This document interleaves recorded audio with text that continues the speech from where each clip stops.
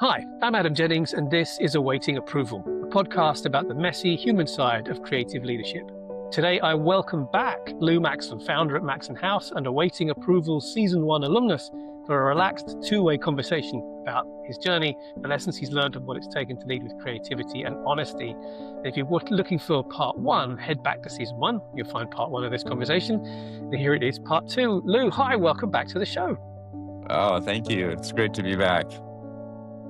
I'm looking forward to this. And I know when we recorded the first one, we ran out of time, basically. And we said way back then, you're going to have to come back and finish. And so here we are. As you know, from season 1, I asked people where we would go if we were recording in person, what we would have to drink and all of that. And I remember your answers from season 1. And I think because you're returning, if you would allow me the indulgence, I would like to invite you to where I would take you, and I would like to offer you the let's drink do it. that I would have. So I would say, if we could meet up anywhere in the world and do this, let's meet up at Bryant Park in New York. Oh, yeah. And I know that we're both fond of Mountain Dew, so I'm going to go straight there and have that. So I raise you a metaphorical Bryant Park with Mountain Dew to kind of cheer you on for this, your part 2. And to continue that theme, for people to get a flavor of who you are, is there something near you right now, either on your desk or kind of near you, that gives a little insight into you or your working practice or your way of thinking? Yeah, definitely. I mean, my desk is pretty full of a bunch of different artifacts from travel. A lot of books, a lot of like miniatures and things from work. I think the train's definitely a good metaphor because I'm constantly, some projects I'm sort of a lone locomotive or caboose, and some I'm joining up with many, many, many other people. I do have this, I don't know if the Funko toys, they're like these little sort Yeah, of figurines. Yeah, like, so this is a little Funko that I have, and this is Mr. Rogers. Um, brilliant. and he's got the little red trolley, and the trolley, I think we talked about maybe last time, I can't remember, but is about going from reality to the land of make believe.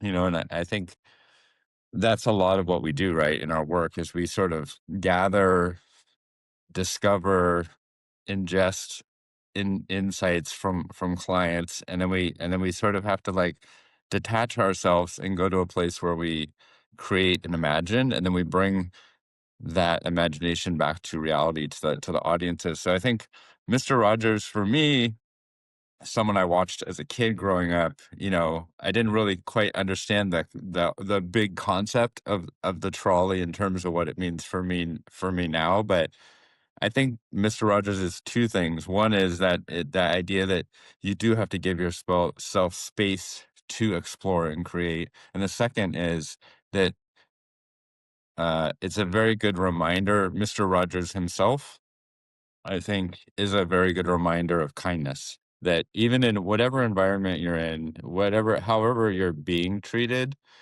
that you can rise above and treat other people with kindness and respect. He was a great storyteller, and I think he invited people into worlds that sometimes maybe were uncomfortable topics to discover, but he always covered them with kindness, right? No matter what they were. So I think for me, I have this on my desk as just a reminder that um, go to those places where you can create really fantastic work and deliver that work and deliver the collaboration and partnerships, whether it's with creative collaborators or client collaborators, that kindness does go a long way. I think so. It's right there for me. And sometimes when my office gets rolling down the tracks, it gets going a little bit too fast, and he'll tip over, and I have to pick him up and put him back on his feet. Um, but I think that for me, that's the one that I think about every day. So it's great to have him sort of conceptually with me in plasticine here on my desk, and also that he's a little miniature. He kind of evokes a childlike wonder um, in his expression. So I love that. And there's so many things popping up for me. The first is I haven't got them with me because I've just moved, but I have a Funko Egon from Ghostbusters, and I Oh, have a Funko Ron Swanson from Parks and Rec, oh, because those two, I really yeah, resonate with both of those characters. I mean, you see, I've got the Egon rubber duck yeah, behind me. Like there's something yeah. about those two that really fit with me, and so I completely get, and I love the fact that you have Mr. Rogers there. The second thing that comes up for me is, as I was recording season one, without exception, every episode, every guest, yourself included, talked about the importance of people, and Mm, how, I think you said it best in your episode. You said, the work is not the work, the people is the work as a leader.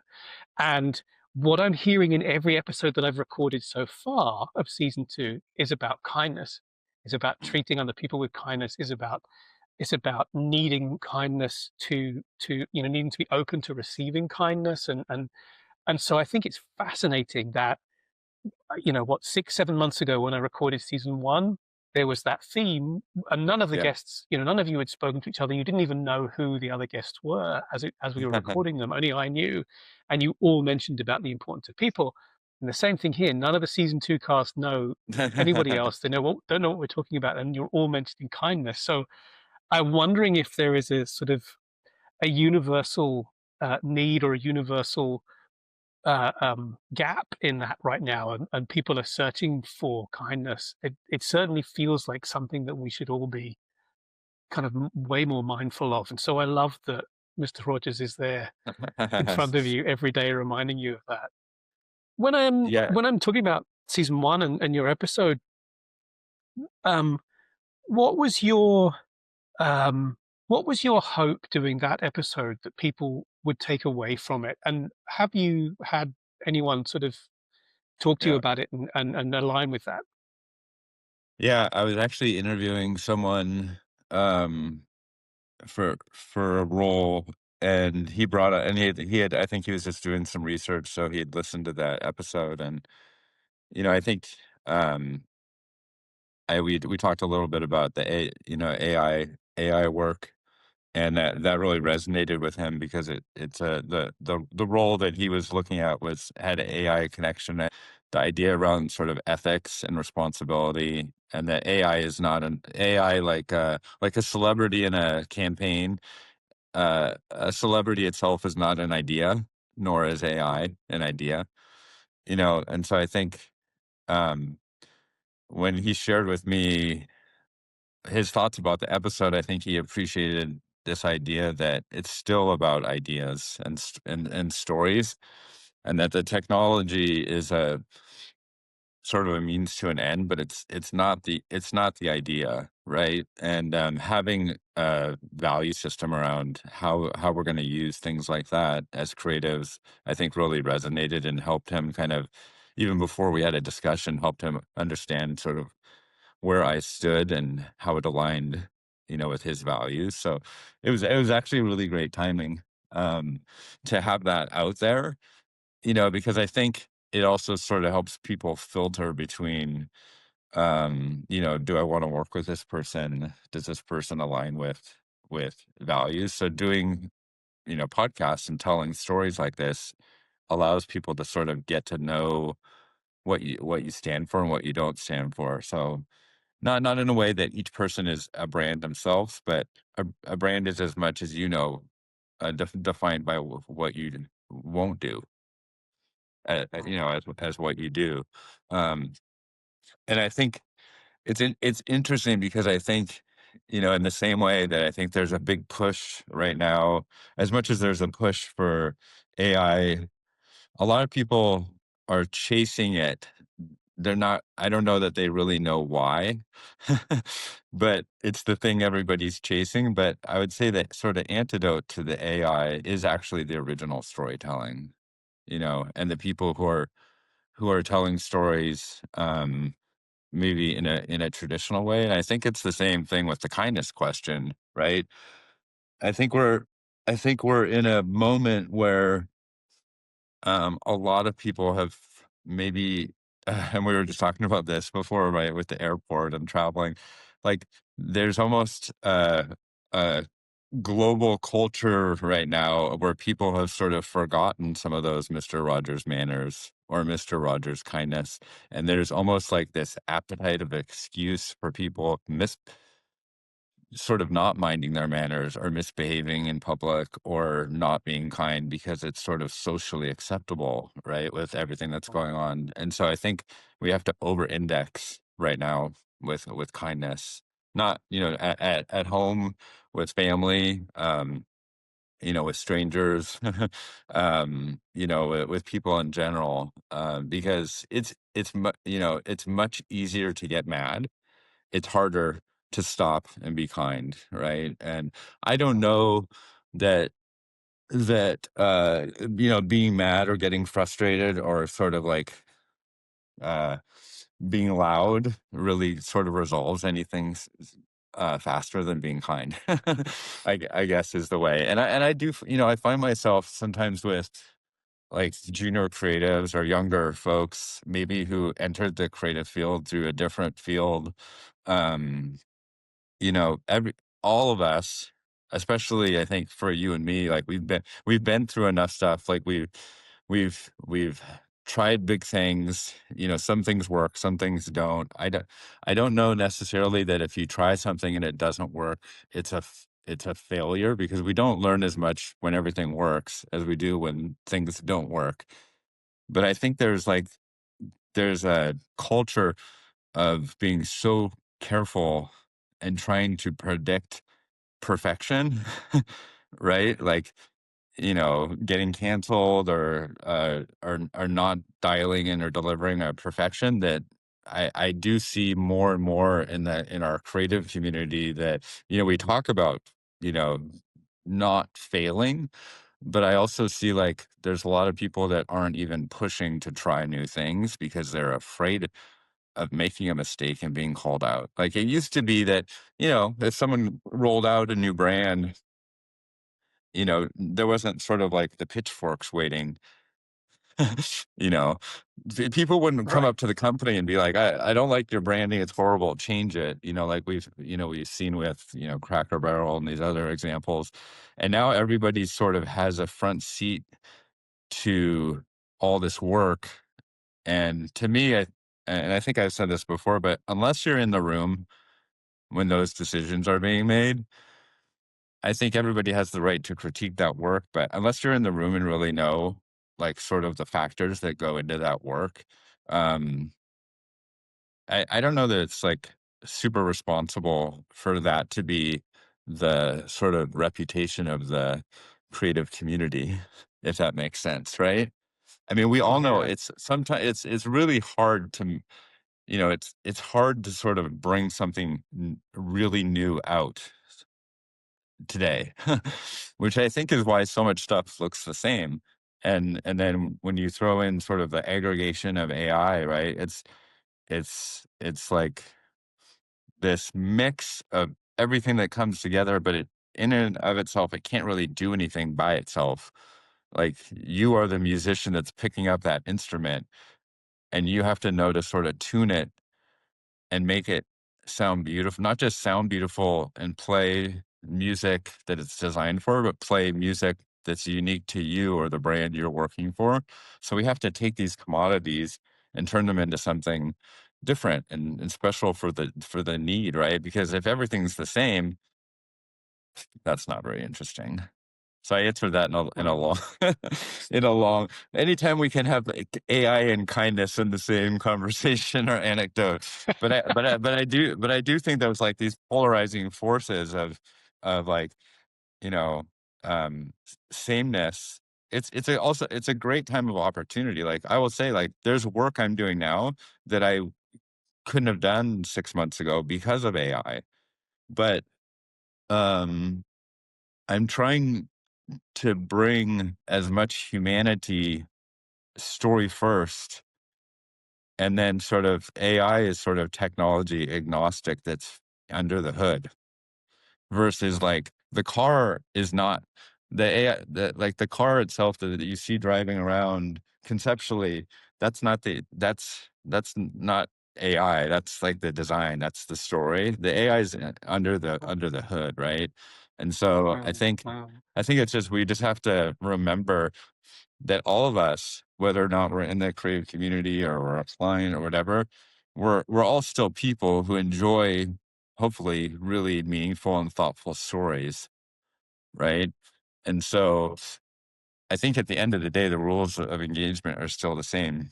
Inspire people, entertain people, inform people, and don't take people for granted. You know, like people something of value, and whether that's with AI or it's not with AI, I don't think it really matters as long as you follow those principles of providing something that someone should, you know, deserve to sit down and watch.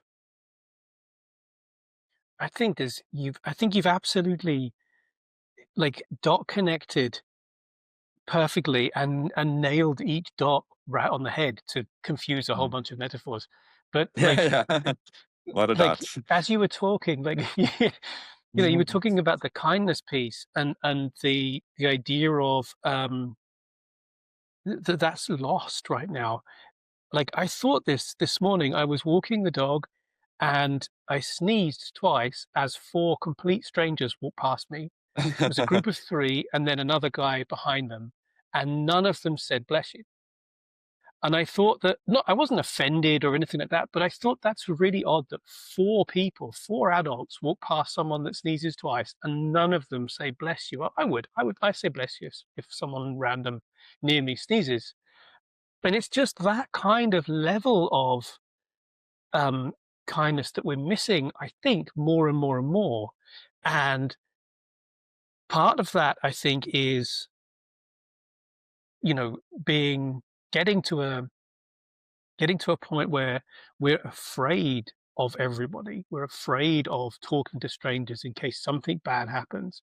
And I have to tell you, having traveled around for the last 2 years to all sorts of different places and cities and situations, touch wood, in those 2 years, only one bad thing happened. And that's because the guy that attacked me was clearly having some mental health challenges. That wasn't his fault. There wasn't a lack of manners or what have you.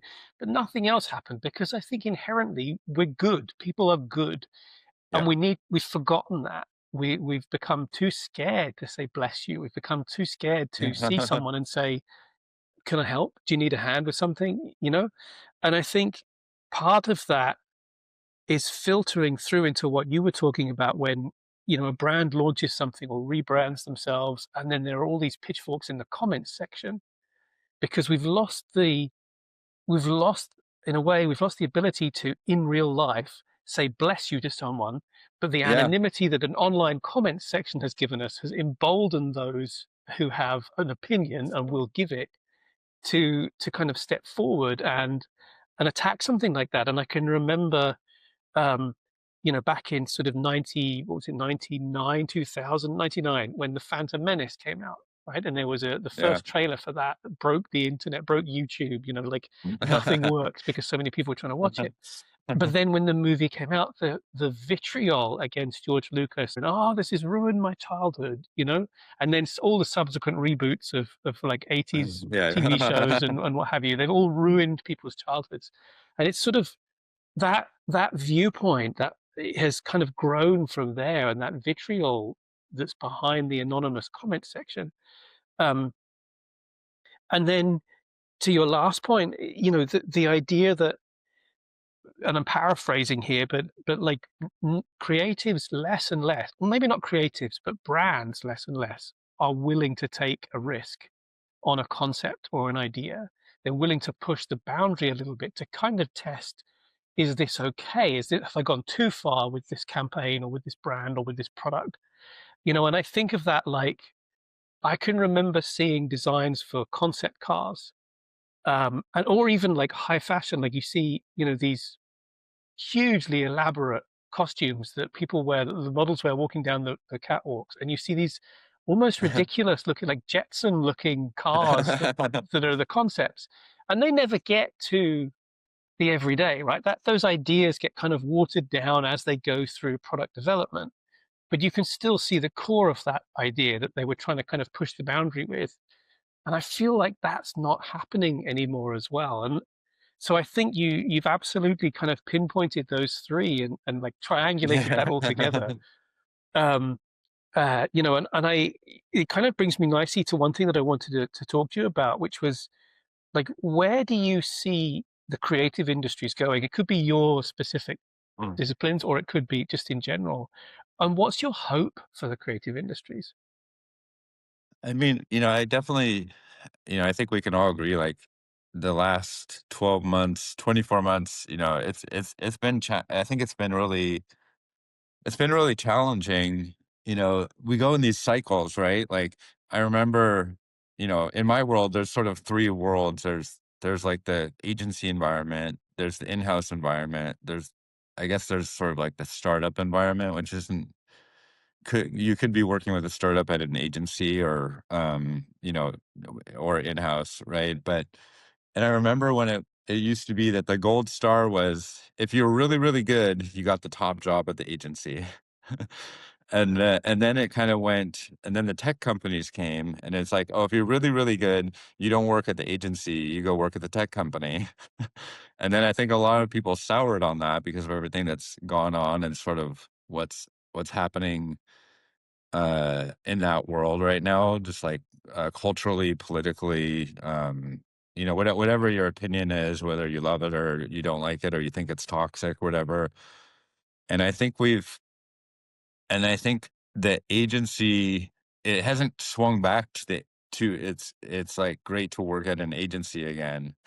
I think now it's sort of like there's like this idea of a safety of being in-house at a brand again, right? Where you're Mm. sort of protected from the agency roller coaster, but you're not sort of subject to the toxicity of the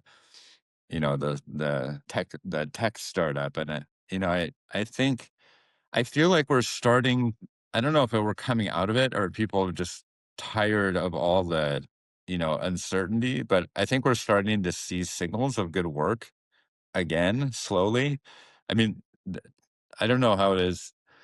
I have a couple of friends in London that I touch base with, and I know it's tough in different environments in different ways. But I think what's true is that when you have your own practice, you worked at agencies, like, okay, this branding project's going to cost this much money, it's going to take this long, and this is like the whole team that's going to work on it. And a lot of time those decisions are based on like, how many people can we put on this branding project to make everybody billable to keep everybody busy.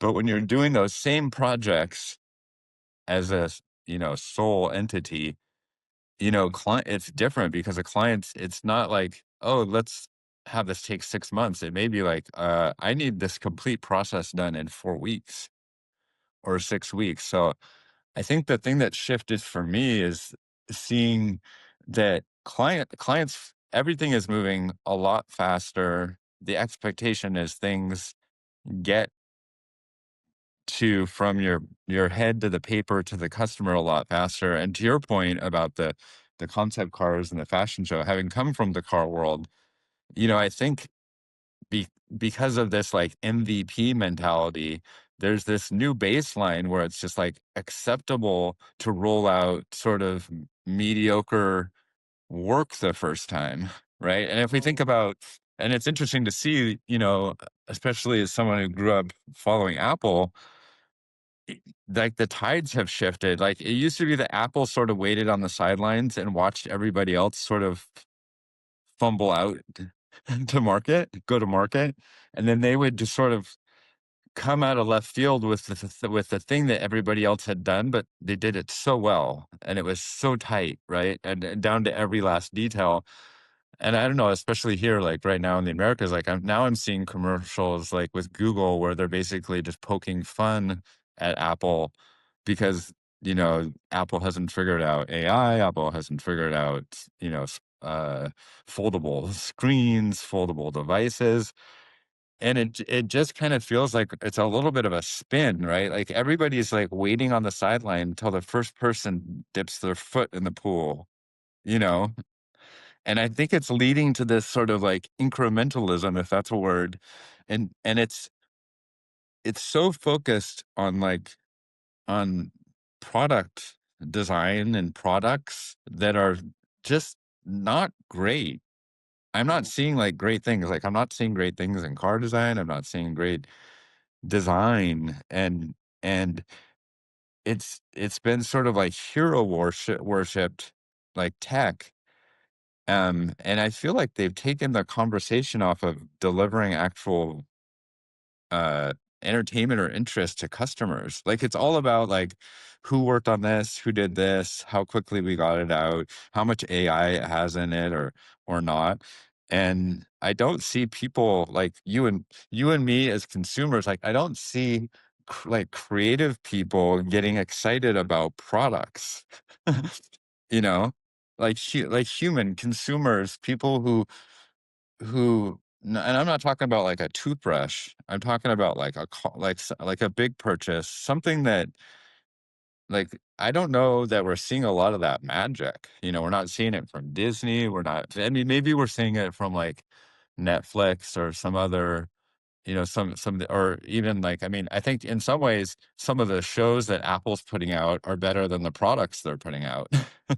If you think of like this studio or some of the some of the entertainment. So I do think we're seeing a resurgence of entertainment after the strikes and the in terms of like being entertained like with television and stories. Like I think we're seeing that. I don't think we're seeing it in movies, but I think we're seeing it on television. But I don't think we're seeing it in like industrial designer products or things that people used to like, I think, pick or buy a car because it was sort of an avatar for who they thought they were in the world.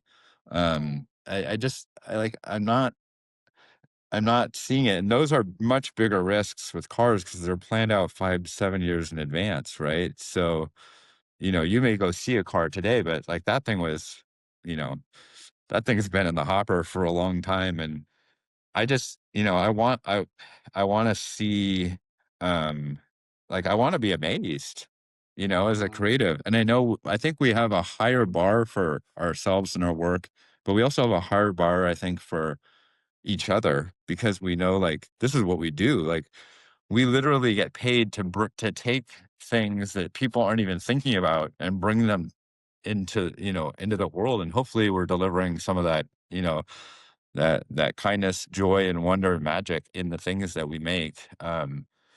And so for me, I just having like just gotten back from Japan. Japan is a place that I go to because it's a good reminder, especially about like care and kindness and love and hospitality and service. It's not even necessarily products, but it's people. It's like going to a place where a person is there to deliver a great experience and service and hospitality. They're not there's no tipping in Japan. So if they don't provide that service, like they're not working at that job, like not with a sour face or looking at their phone or whatever, but like genuinely a culture of hospitality that wants to deliver a great experience or service to someone. I think like for me, it's as much of how something is delivered and sort of the kindness and care as what is being delivered. And I think there's some learning there. And I don't see it. Like if I go get, you know, something that's like $3 and I'm being asked to tip, $2.50 for a $3 thing, and the person who's asking me to tip that isn't even paying attention, a lot of the things around it just feel really wrong. I'm happy to like, and I think I'm probably an over generous tipper, and even when I'm in Japan, I always feel a little guilty because I'm like, gosh, I'd really like to give this person a a tip, but it's not, culturally acceptable. But in return for not being able to do that, I think it's like returning the energy back to that person of appreciation. And I think, when we sit down with clients or we deliver work, it's like bringing some of that into those interactions. I think is sort of like returning the favor. And I would like to see more of I think more of that in our community. I think as there's some people who don't want to share, right? They sort of like have a secret sauce, and I totally get it. But I think we owe it to to the community. If our creative community is a good host to the people that we serve, I think those people will receive those things that we make, and then hopefully maybe some of that will be passed forward in how they deliver that experience or product, to the world. Because I think it's as much, like I said, of how we tell the story as what the story is being told about. And that's my hope. I mean, maybe it's like a grand a grand reach, but I do see moments of it, and so I know it's possible. I think to like to sort of not pick, but to kind of pull the two bookends of that response together. Like I, I have long felt, and I keep meaning to make a video and put this out as a thought piece. I have long felt that we should move away from MVPs Yeah. because who wants something that is just passable? Like the Yeah. only reason we're doing those is to hit a deadline or to hit a budget. We're not doing those because consumers say, hey, you know what? I want a product with half the features. And then I want to wait once I've bought it for the other ones to come online. No one wants that experience, right? And I think, No. when you talk about, so that's like from the beginning. And then when you talk about, you combine that with matching the energy, that someone is giving you. So let me get this straight. Like we're okay putting an MVP out, which if that has to be summed up in an emotion, it's meh. We're Yeah. putting that out and we're expecting consumers to be like, whoa, I love this Yeah. thing. Like it's not going to work. And so I think, I know you're talking from your perspective, you're talking about going to Japan and meeting them with the energy that they're providing a service to you. I think as much as important, uh, as equally important as a design leader is how much energy we give to our team or our project or our client and the energy and the passion that we put in it. Um, I'd love to know, like, for me, it's very clear that the more passion someone puts into their design, into thinking through the solution for whatever the challenge is in front of them, the more exciting the solution is. Yeah. Um, and I'd love to know, like, you don't have to name project names, but like, were there some projects where you didn't have that passion and but you still Yeah. had to deliver something? Like, how did you get through that? Oh, I mean, there's so many, right? Like, I was just having this conversation with someone yesterday. Well, sometimes I work on projects where there's this like funny thing that happens, I think, with designers, which is like, I mean, I'm sure many people have been in this situation. There's some sort of like big event where a company's coming together, not necessarily customers, but companies coming and so the design team is asked to create the PowerPoint slides for the blah blah blah, right? And so there's like these two paths where I think your question is really great. Like there's the minimal viable product path, which is like, okay, the condition is that we want you to design a template, and then we want you to hand the template to all these people in the company that are then going to go make their presentations. So the mindset is sort of, what is the minimal, not minimal from like less is more design power, but it's like, what's the minimal amount of sort of like moves you can make in those PowerPoints so that the people doing them can't completely F them up, right? That's the least path of resistance, because once you hand it off, you're done. Your hands are washed. The next time you see it is at the event, and you just sit there with your hand over, you're like the hand over your head emoji, right?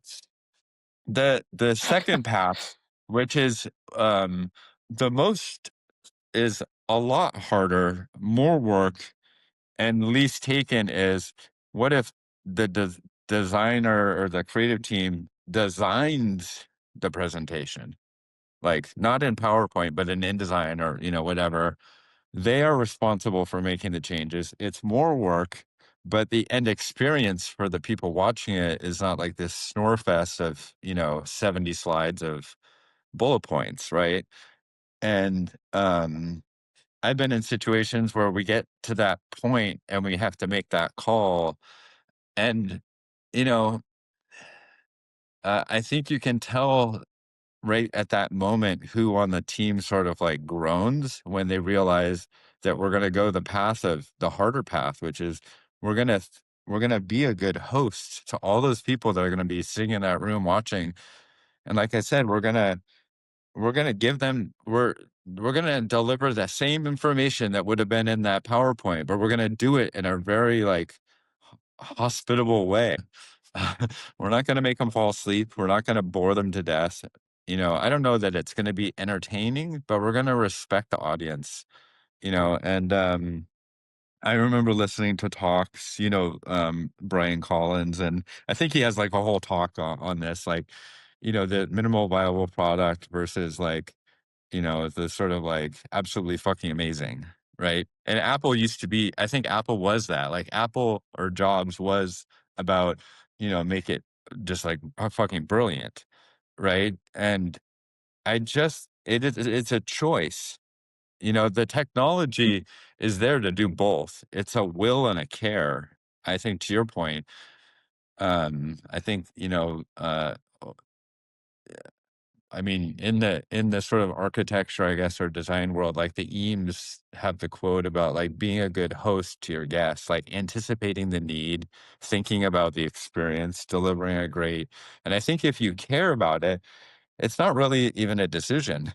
You choose the path to make it a great experience. Like you don't, you don't go to it doesn't have to be a Michelin star restaurant. You don't go to the restaurant and they've decided that day, okay, today we're gonna deliver the roast duck in a minimal viable presentation, right? Like what other you don't go in to get your gallbladder removed and the doctor's like, well, today we're gonna do that in a minimal, like what other industry has that conversation? Now, I think the conversation has a place behind the curtain, but not in a customer facing way. I think there is, in the design thinking and all this stuff, I think there is like a place for moving quickly and, breaking things behind the curtain. I don't think that place is in front of the customer. Wow. You know, oh, we're just going to throw the duck on the plate. We're not actually going to cook it. Like, are you ever going to come back to that restaurant? Are you ever going to come back to that dealership? Are you ever going to go back to that movie? It's still like you get one chance to make a great impression to me. And I remember it with video games growing up, right? You paid for the video game, you got the cartridge.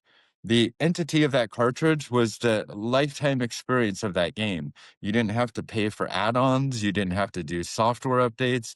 You didn't buy the console and you sit there for 2 hours for a 40 gigabyte upload. Like it's like going to like a sporting event, but then the sporting event doesn't start for 3 more hours. But I just think in a sort of like quest for convenience, the hospitality quotient has been removed. If I'm spending X amount of money on an Xbox and I bring it home and I have a decent internet connection, but then I have to I unbox it, I put it on the thing, I hook it up to the internet, and then the first experience is 3.5 hours until you can play a game. That's like, to me, that's a shitty experience and it's not a great product. Like, I'll be honest, if I can put my cartridge in my N64 and start playing GoldenEye, I also didn't pay like $1,000 for the game and the console. I paid like, whatever it cost back then, but I could sit down and I could just go play. Right. And so I Yeah. think it's, uh, at some point, I think we've like lost a little bit of the battle on like being this host. And I think what's happening is that people are seeking out those experiences. Uh, you know, I'm gonna go to when I'm in London, my friend takes me to, I don't remember what it's called, but he takes it and I'll spend a ton of money on like just a stack of magazines. that I can, get there, especially now with the tariffs, or even in Japan, like getting some magazines that, cost a lot more here now because of the tariff. But I can then go sit down and open up the magazine and just start reading the magazine, right? Um, I just think that like if if the people who we expect to provide those products and experiences aren't meeting us, then we're gonna go either seek that out somewhere else, or we're gonna make it ourselves. And so at some point, the minimal viable product thing, I think, while interesting, I think from a creative process internal, I don't think it should be an external. And I think ultimately the judge and jury, the consumer will decide, and it's just not like it's like it's just not like a sexy message to the world. I don't get it. I mean, I get it. I understand you can't. The thing is, like, you can't do everything. You shouldn't try to do everything because the greatest products have already been edited.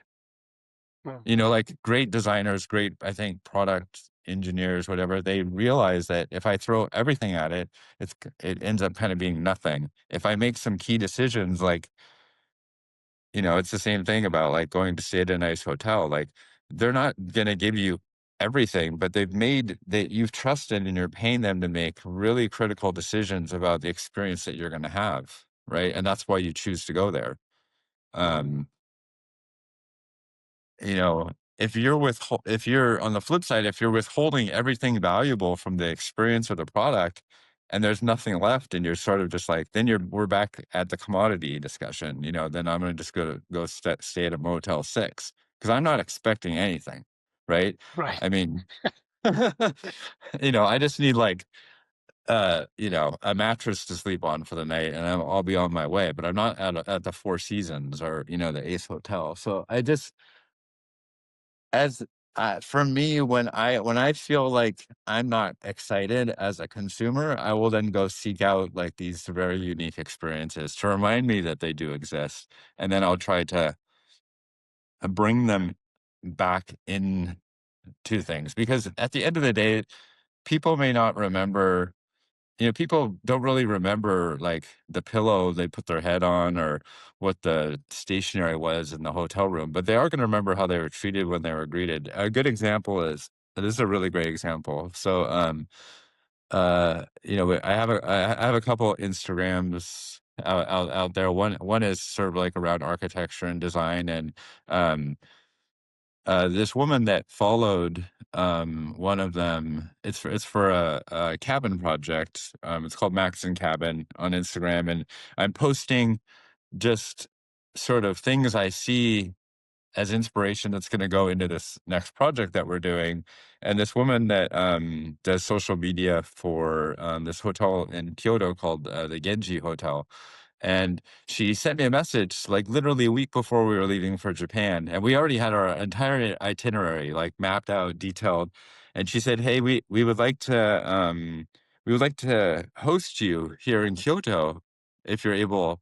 And so I like and I had like been posting pictures about this hotel, looked really beautiful. And so we kind of changed our itinerary last minute and we got in late, and she wasn't there because she was traveling, but it was the most amazing. We got there late. We were really tired. We'd just taken like 6 hours of bullet trains. I was with my son, and the first thing they did when we got there wasn't even like check us in so much as just like, "Hey, is there something we can get you to each of you to drink or a snack to eat? We know you've been traveling for a long time." It wasn't like, show us your credit card. We need something on, any of that. And then they got our luggage, and they brought the drinks to the room. And then she told a story of our specific room and how it related to the overall story of the hotel. And it's kind of like it kind of reminded me of like when you're a kid and your parents sort of tell you a story to sort of wind you down a little bit before you go to bed. And I just, you know, I sent a note to them after we stayed there. I says like, and they gave us this there's this little book about the hotel, and that each room had a specific artwork that spoke to the like was like a chapter of a bigger story of the hotel, and I every day I just think about that place, and I don't necessarily I mean, I think about the physical place, but I think about how they sort of had this ceremony of how they invited us and made us feel welcome and how our stay was. Um, and I just think like those are the kind of things for me that I try to bring back into the work. And even if you can kind of only afford to have one or two of those details that you embed in the work, I think to me, like that is the difference. That's what people remember, right? It's, people who want to make someone else's day better, even if that person isn't expecting it. Um, like those are the special, those are the special experiences. So I completely agree, and I think that that from the point of view of the provider, let's say, that is about maximum effort, right?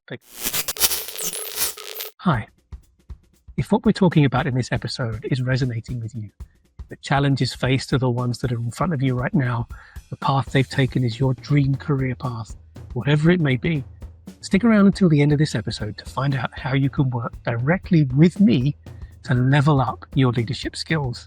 Get 30 years worth of experience downloaded into your skill set in just 4 weeks. At the same time, meet amazing other design leaders as part of your cohort. Thanks for listening. I'll see you at the end. That is totally, about yeah, what is the most people deliver at 80. I could deliver at 100, but what is 110? What does that look yeah, like? And I yeah, think that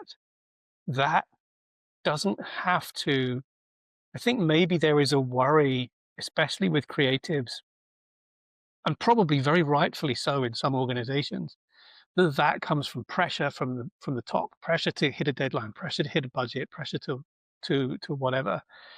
But I think actually if each and every one of us as creatives can reframe that to be about kindness, to be about anticipating the needs of the user, customer, whatever it is that whoever it is we're designing for, or we're designing to solve for, or creating to solve for. Um, that is about finding a kindness. That is about listening to them. That is about taking pride in what we're doing. In the work that we're doing, in the craft that we're mm, continually learning and refining in ourselves. Um, and I often hear in my head, my partner would often say to me when I went to her for her kind of view on yeah, something that I had created or designed or what have you. She would give me her opinion, but then she would say it became a shorthand. She would talk about designers or creatives that I admire, and she would say, "Do you think they would sign this off?" yeah, And then it yeah, just gives you that, because it's not really about whether or not that person would sign it off. It's about yeah, whether yeah, you yeah, would. It's about your own personal level of, yeah, no, your actually, bar, I can push this a bit more. And it was yeah, such a simple trick. And even now, I can just hear her saying that, and no, I need to come back and push this just that little bit more. There's a little bit more in here that I haven't found yet. And that might not necessarily be pushing myself there and then and sitting down for hours thinking about it. It might be shutting it down, going away and doing something completely different and coming back to it the next day. Um, and before I go on to the next question, which is related to that, I would just love to say, I love your idea of applying an MVP to other industries and other services. For example, going to a barber and getting an MVP haircut. Like yeah, yeah. who would do that? It would be a great campaign, right? Like it would be a Yeah. great campaign. It would be, it would be like for me, it reminds me of, and I'm sure, and I think I've heard stories of this. I don't know if it was the Four Seasons or other hotels. Like there's hotels where they sort of they empower people making decisions. They can say like, hey, you have this budget and you can be on the lookout to deliver these great experiences. Now, most people I remember like working on Starbucks or things, and you get these like what do they call them? Like surprise and delights or whatever. And these are like engineered experiences that customers think they're being surprised by, but they're sort of embedded in the brand culture. And in the case for us, someone gave this person who was like on my Instagram the ability to reach out and say, uh, I appreciate your account. Your aesthetic is really interesting. I think you would enjoy our hotel. We would like to be host you here, to come here and experience this. Um, and to me, it's kind of like the difference between like an influencer being paid to go somewhere and then talk about it, like in a paid commercial kind of way, versus Mm, like a serendipitous intersection, socially or on social media, that then I have like, even whether that person sort of has to have a quota of giving out certain number of nights at a hotel or whatever, but like the way it was delivered to me in the invitation and the message, gives me a fondness and connection to that place and that person and that hotel, so much that if we go back, we're gonna stay there again, or we're gonna go stay at one of their other hotels. And I just think that it's genuine, mm, and we hear, like, we have almost too much information, so we get we hear about how things are made or how things are planned or how things, and I think it takes a lot of the magic out of it, to be right. honest with you. Like when you Yeah. go to Disneyland or these places, you kind of want to suspend belief a little bit and be amazed, like we talked about at the beginning, like the magic. And I think, I mean, obviously a great person to talk to this about is Dave Zabowski. Like he's amazing, right? And I think he talks about, I mean, we're at like a part in our career where we remember doing things in a manual way without computers. Um, so maybe that ages us a little bit, but whether it's done on the computer or not, like it still has to amaze you. Mm, And I think we want to create amazing. I think if you're really truly doing it right, to your point and to your partner's point, it's a fantastic filter. Is this something I feel proud of? Am I creating an amazing experience? Is this person going to feel something amazing? Um, and I don't think that that's being asked. mm, Nobody woke up and just was like, "Oh my God, I can't wait to have more data today," or I can't wait to have I'm so excited about the new open AI model or whatever.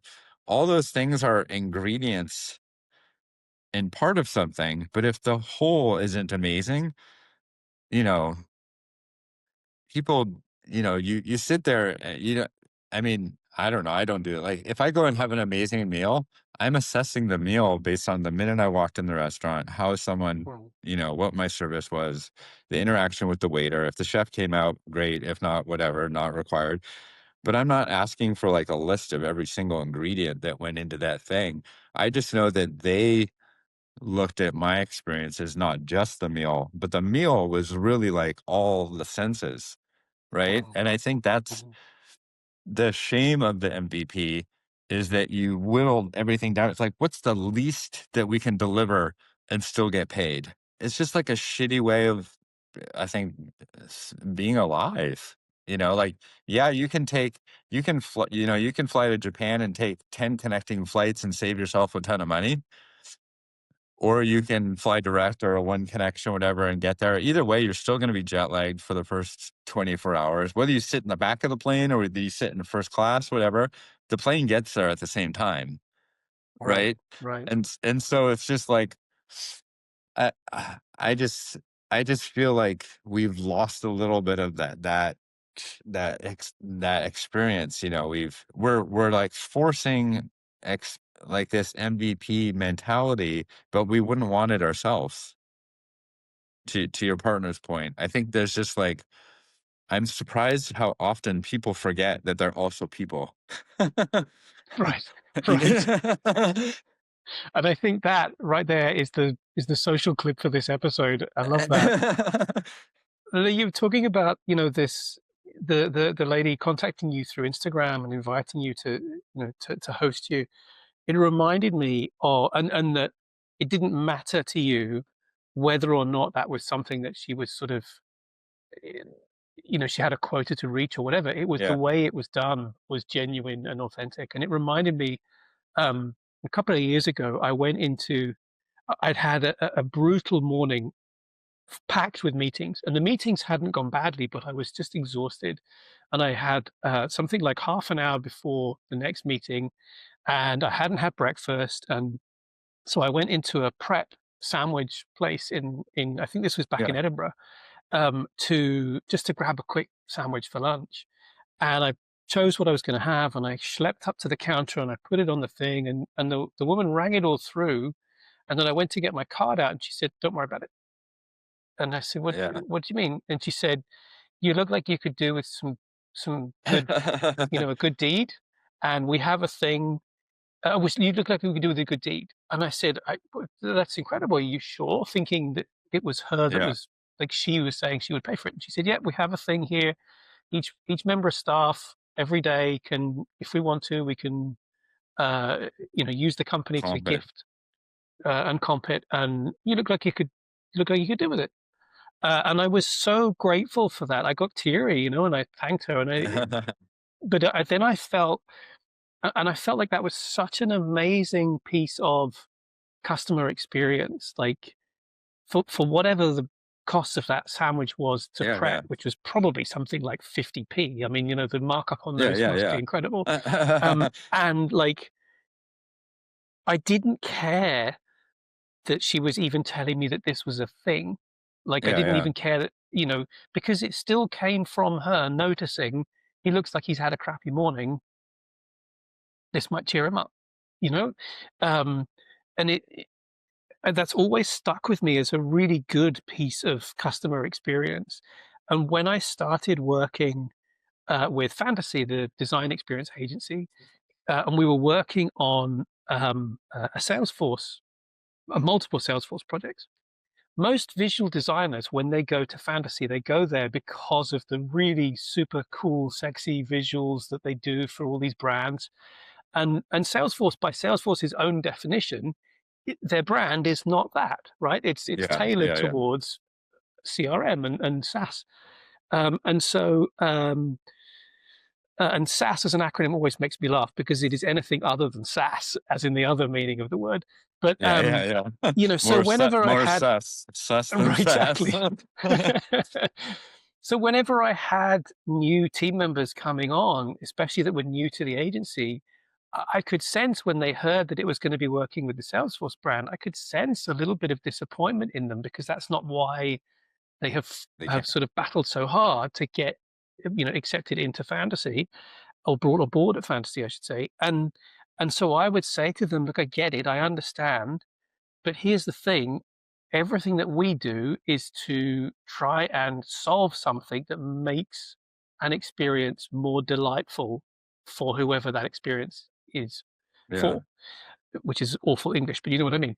Um, Yeah, yeah, yeah, and yeah. and so I was saying, like, by Salesforce's own admission, their customers find implementation and usage of their software a very steep learning curve, and they have tens of thousands of customers all over the world.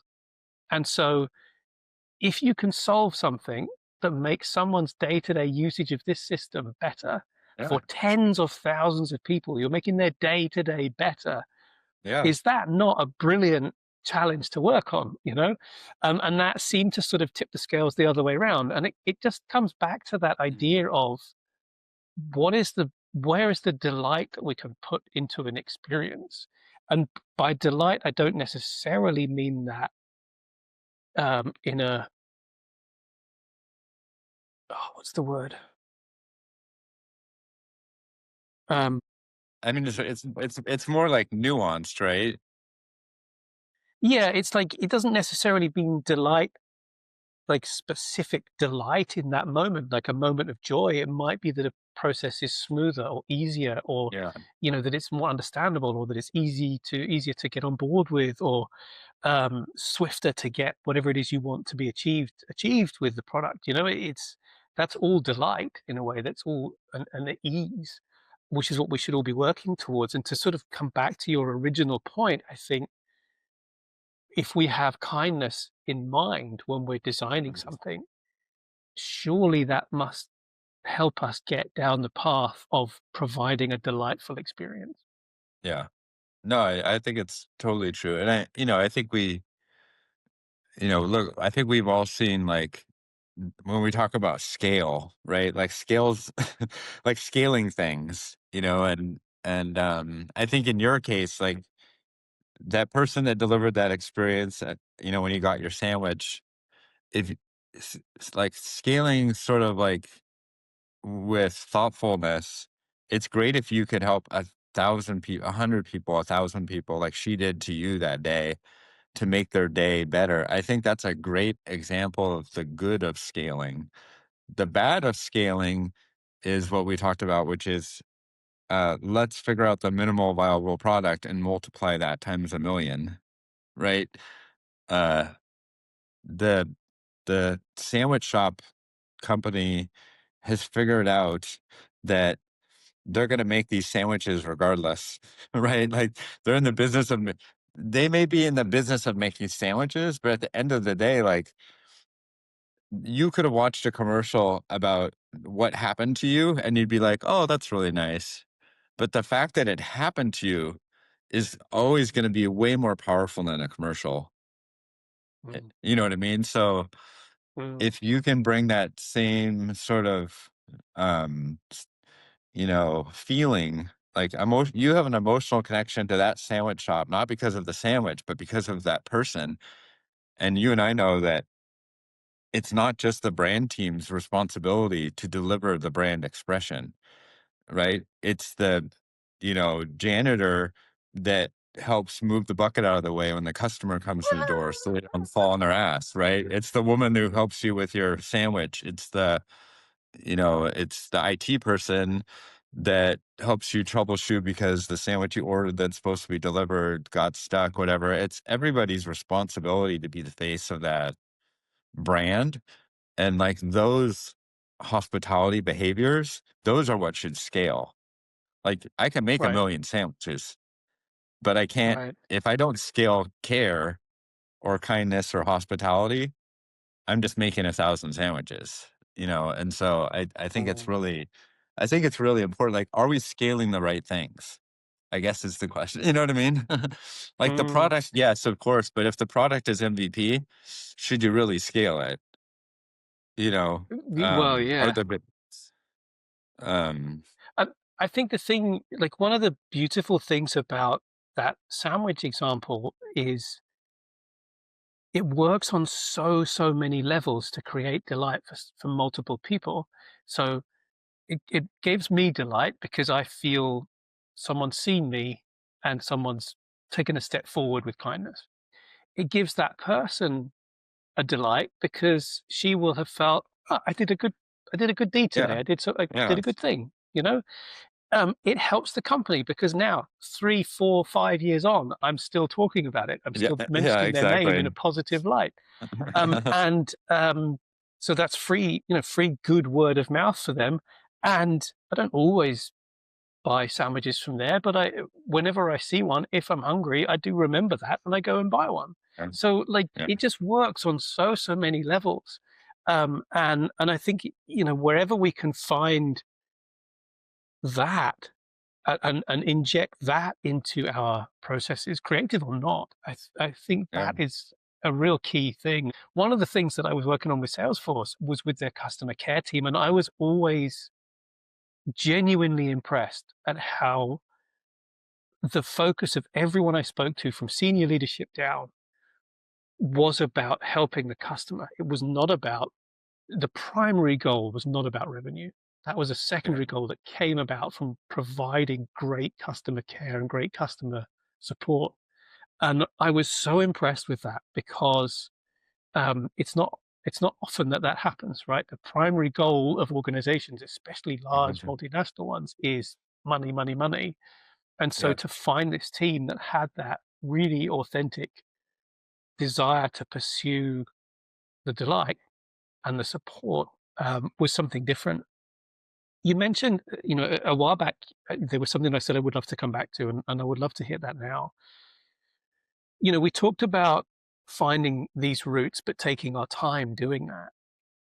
And a question that's been coming up for me a lot recently is, should we as creatives, and especially as design leaders, is there is there a chance that we spend too much time thinking? Like, should we limit ourselves? Should we give ourselves a time? Or should we say, in an ideal world, no, you can spend as long as you want thinking about a problem, because the thought process is where the nugget of the idea comes from. What's your take on that? I think it's, I mean, so many things. Uh, I remember so many projects where there's, you're already sort of like the sense that once you get the brief, you're already behind, you know? And so like time helps in a different way because you don't have a lot of time to scramble about. You just kind of sometimes you have to go with the first thing or the second thing.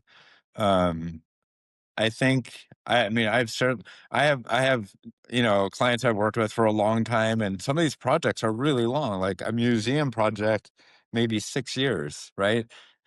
Oh, man, it just sometimes it can, like, kill me because it's so much time. Or a personal project, like doing our studio or doing that, like, those are long-term projects that have really long-term tails because in a case of like something architectural, it's a fixed, well, unlike like my studio, I mean, even though it moves, it's a fixed entity, right? Like it's like an art installation that's permanent. And so you want to take the time because you're building something that is like a reflection of a moment in time, and I guess sustainability wise, like you want to put as much value into that and the least amount of minimal viable products because your investment is like literally staring you in the face every time you go outside and and go work in it. I think actually the conversation is less around the time and more around sort of like the conditions or the environment where that project's happening. Meaning that I think sometimes like we try to like artificially think in our minds like, oh, I'm going to need like 2 months for this, or I'm going to need this amount of time. But I think if you put yourself in the right surrounding, whether that's like a field trip or taking an actual trip, or just allowing yourself to be sort of like open to multiple like people or places or environments, then you're saying, I'm giving myself the best chance to sort of like pick up on signals for the time that I do have, so that when I go into like actual like converting from ideas to like making, that I've that initial input time, I've gathered enough stuff. Most of the time for me, I feel like I'm drawing on I don't necessarily need a ton of time because I'm drawing usually from a library of things that have happened in the past, in the past. Sometimes uh I will, like when I was in Japan, and not just because I'm a crazy train person, but I went and visit because we stayed at that hotel, which wasn't on our plan. There, like about a 40-minute walk was the Kyoto Railway Museum, and because I'm working on this project, I went there and I spent about 3 hours there. My son smartly stayed behind because he knew how much time I would be. And I had been at these other railway museums in Japan, one last year, which was a model railroad museum, and one previous, which was like the National Railway Museum, which is, I think, a partner to the one that's in York. There's a National Railway and I thought, wow, that was the biggest, coolest railway museum I'd ever been to. I'm never going to go to one as cool as that. But I went to Kyoto, and it was even better. And I wasn't planning it. It was all serendipitous because of that woman who reached out and changing the itinerary. And it wasn't in my head. Like, I wasn't prepared for like the magic I was going to see and experience.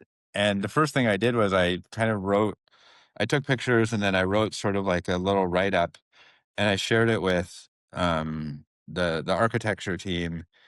And I think because I chose to take that trip, I opened myself up to some possibilities that ended up informing that work. You know what I mean? So I mm, think mm, uh I mean, I learn things when I'm in my studio because I'll listen, to like your podcast, or I'll listen to music, but I'm sort of controlling the inputs.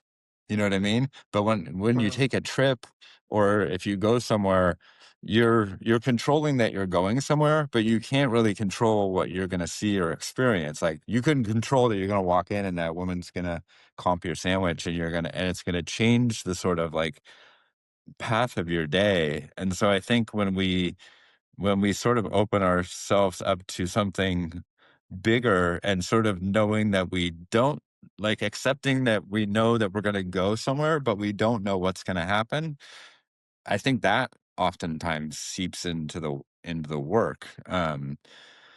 And Yeah, I mean, it's just, and something similar happened with the thing that I sent you, which was like right before, months before I went on that trip. I bore my wife to death with this show called Railway. It's like Japan Railway Journal, and it's on NHK.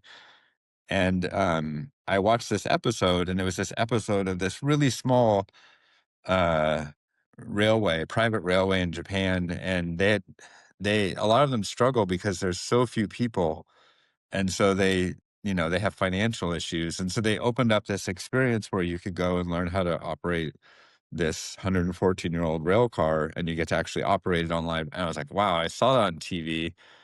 It's like, oh, that's amazing. And then a friend of mine, who works at the architecture firm, she's Japanese. And so I reached out to her and I said, you can only do this if you speak Japanese or if you hire an interpreter. And so I said, could you help me find an interpreter? And so she connected me with an interpreter, and then my son and I met when we were in there. We booked it, and we got to meet her, and she ended up actually had come to Washington State to learn how to speak English at a university here. And so we had that connection. And while we were waiting to do the experience, we met this Japanese pub owner, and we had like 2 hours of drinking ginger beer before. I mean, I wasn't drinking beer because I couldn't, because I was operating the train. And so, and then I had this great experience there. So I met the interpreter, I met the pub person, I have two new contacts at the railway station. And so just from like randomly watching this one show, these things happened. And because of that, like, I went there and did this thing, and I'm writing a story for Trains magazine, and all these things all these like train things would have never happened if the architect said, hey, Lou, instead of just putting your office, kind of out in the woods in a shed, what if we put it on a track and you could do this journey, and we're back to, Mr. Rogers with the trolley. And so it's like these things get presented to you, and you have to sort of be ready to either go through a door you weren't planning on, or say no, I'll wait for another time. And I think when we go through those doors, they open up these possibilities. And for me, I think it makes me a better creative, because now I'm like writing for Trains magazine, and I'm getting to scratch that itch of writing.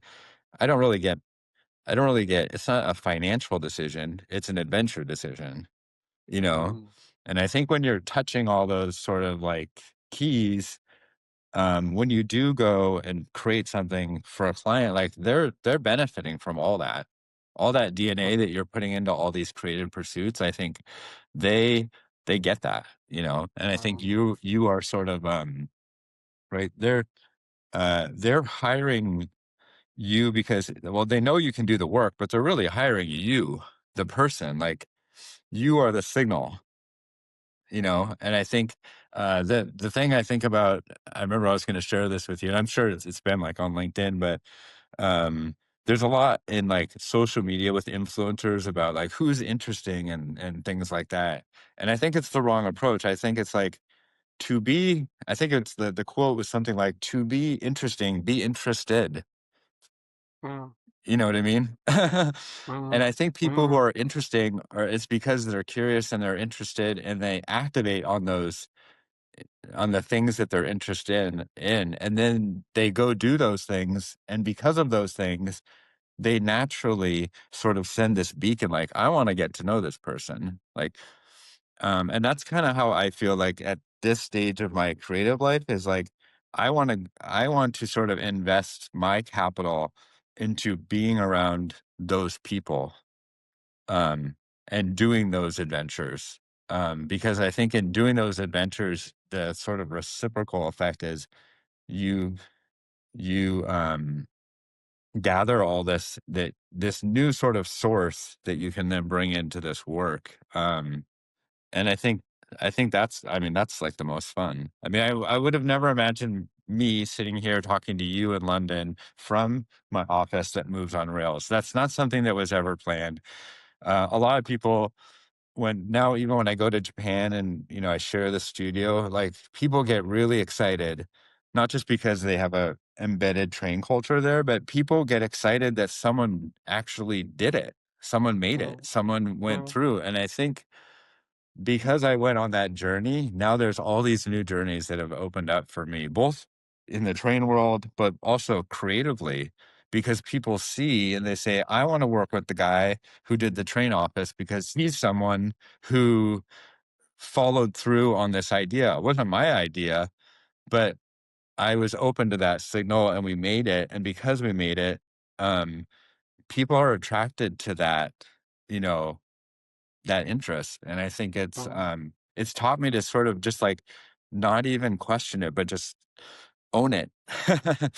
Own it and run with it. I think it's the same with your podcast, right? Like, you were doing X over here before, and you had this, like, great you have this great career, these great experiences, and your partner and your family, and then you start this podcast, and because you chose that, there's a whole realm of new opportunities that will come through these discussions. And then, like, I'm suddenly like having discussions with people that were in like season one, and I think it all came because you cared enough to plant something, not just for yourself, but for others.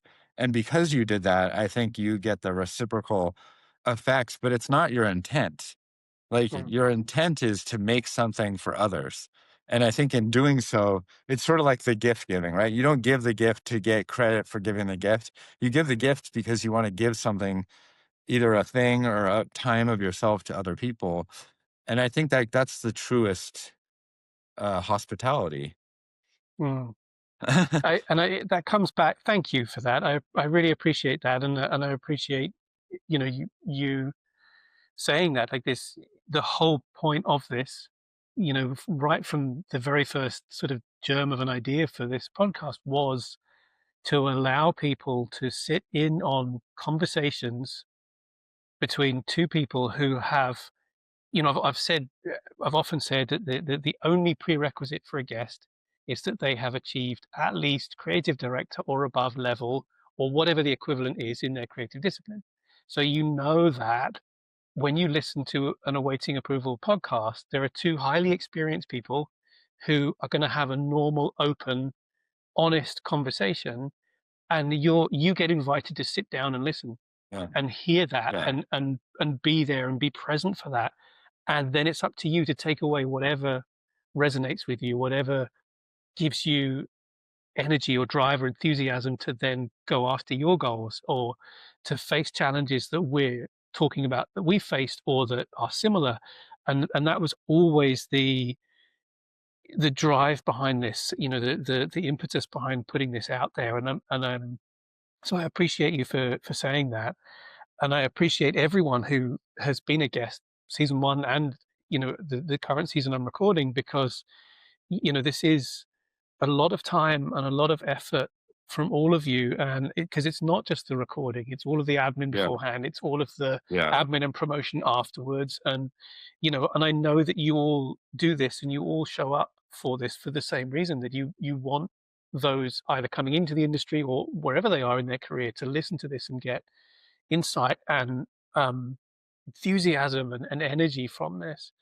And I guess that kind of brings us really neatly and nicely back to the beginning of kindness, and how, and being in service to others, and how that, when that's done for no personal gain, when that's done purely out of kindness, out of love, with a lowercase l, Yeah, yeah. then that will come back.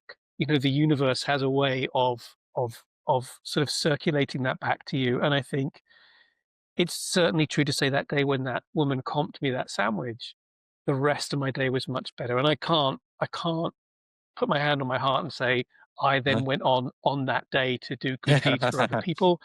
I think I did, but I can't remember. But you know, like certainly that vibe then went with me throughout the rest of the day.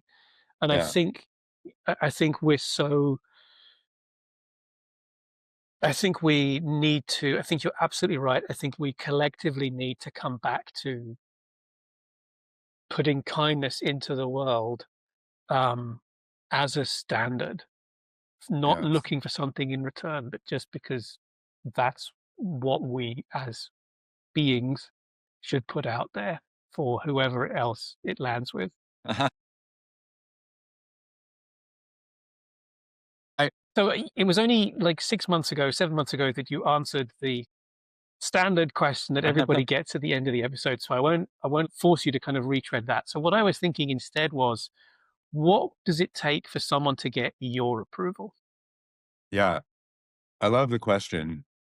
I think, for me, because I didn't take the normal path, I think to this job, I guess I wouldn't even say job, I think life, because I think we do this work because it's not sort of we are it's not the work that makes you creative, it's you that is creative.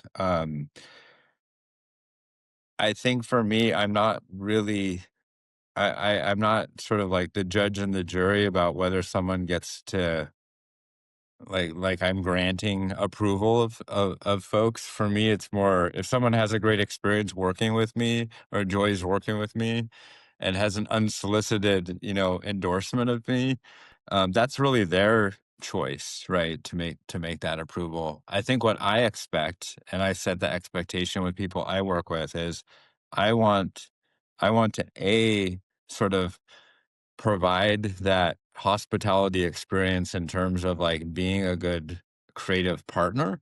And in return, I think in terms of approval, it's less that, it's more of my expectation is like be a great teammate, be a great collaborator, be open that we don't have it figured out. We're not starting the day with our cup full, right? By virtue, literally many days we start with an empty slate, which is completely okay. And I think confidence sort of in your capabilities comes with your ability to empty that cup every day. I have a collaborator I work with, and we talk about this a lot. And he and I play ice hockey, and he's the goalie, and he's literally the last line of defense. So if I see something in his way or something that's going to obstruct him from being able to do his job, like I don't mind in an ice hockey capacity, like defending him and taking someone out uh to protect, right? But that starts actually in the locker room, not on the ice. Like that starts with making sure that the people that you've assembled are all sort of collectively additive to the team. Not one person is bigger than the team. And usually we find that either in hockey and in life and in work is that if we have someone in the locker room that becomes a problem, that problem's going to continue on the ice. And likewise, it's going to start on the ice and continue into the locker room. So first and foremost, I think it's like we're really casting for great teammates, people that are going to help the work. We're here to be a champion for the work. And we're also here to be a champion, for the customer. I think people forget. I mean, athletes go out and play a sport because they love that sport and they're very good. And people will pay a lot of money to watch that person play that sport. But at the end of the day, what they're paying for is entertainment. And like you and I talked about earlier, like our job on a day-to-day basis is to deliver information to hopefully entertain people enough, not in like a circus way, but in a thoughtful way that they sort of get the medicine in the candy, and then they leave with the information, but a bit more, right? Whether that's the magic or the sort of like the theater of it all. And so for me, it's just like, it's not a lowered expectation, but it's just like, be a great teammate. Right. I see a lot of people in our world who are really great individual contributors, or they're silo players. They will protect themselves and the work, and they will shield or only provide enough information for them to sort of take the ball and run with it, but they're not team players. And you don't have to be a athletic team sport person to be a creative, but I think you do have to have a player coach mentality. And as you know, in many cases, many times the coach becomes the player, and many times the hardest decision is for the player coach to not play, but to coach. Right? Mm, Um, mm, and so I think you have to have been in both environments in order to get the respect of teammates to understand when a heavier hand is needed, but it's always in support of doing great work. And nobody wins anything by themselves. And sometimes you have to either elevate your role, or you have to know when to sort of play a very specific role, even if it's not all the things you can possibly do, but we just need you to do this because we have these other things covered. To me, I think that's it. So like, be a good teammate, show up, which is huge. It seems silly, but we've all been in cases where if someone doesn't show up, the team fails. And just mm. know that it's bigger than one person. You can do great work by yourself. Many great people have done that, right? But I would say that those people got inspiration from other people, and so really truly they didn't do it alone. So that would be my thing. Show up, be a great teammate, and be a champion for the work. And I guess at the end of the day, like Mr. Rogers, like, be kind. I love it. Lou, this is your opportunity to remind people how they can find you on the internet, how and where. Yep. So on the internet, website, www.loumaxon.com. That's just my work sort of, if you want to reach out, if you want to talk about a project. And then on social, Instagram, if you're interested in what I'm doing with railroads, Maxon_railway.com. If you're interested in just general design and creative, Maxon_house. And if you're interested in this future cabin project, I'm imagining it's Maxon_cabin. So lots of interest, lots of pathways, lots of signals. I love it. Like when you sent, just as a quick aside, when you sent me that clip of you driving the train in Japan, I was so envious. Not because I'm a particularly huge like train enthusiast, but the opportunity to operate something like that is not something that happens every day. So I was Yeah. really grateful for you sharing it, but also, yeah, very jealous. I would love to have a go. So I'm going to have to get myself out there. Lou, thank you so much for joining us again, and another incredibly insightful episode. If you haven't seen Lou's first episode, you can go to the podcast platform of your choice, the one that you're on right now, listening or watching this, and just search up Awaiting Approval, Lou Maxon, and part one will come up. Thank you so much for joining us, Lou. I really appreciate it. Yeah. Thank you, Adam. Appreciate it. Have a great one. If today's conversation got you thinking about your own growth as a creative leader, then my program, Supercharge Creative Leaders, might well be the next step for you. It's a 4-week cohort designed to help those in leadership positions and those aspiring to be in leadership positions to lead at a world-class level. You'll learn how to communicate with impact, grow your confidence, and lead teams that thrive, all without losing your creativity. It's a mix of pre-recorded video sessions, live Q&As with me and the rest of your cohort, and an incredible community of peers who will support you along the way. People who've already been through the course have gone on to win new roles, land promotions, get huge multi-million-dollar pitches, and they all put it down to the course and the confidence it gave them. So if you're ready to get noticed, get promoted, or finally step into that dream role, join the next cohort. Head to growwithadamjennings.com and sign up to Supercharged Creative Leaders. I can't wait to start working with you.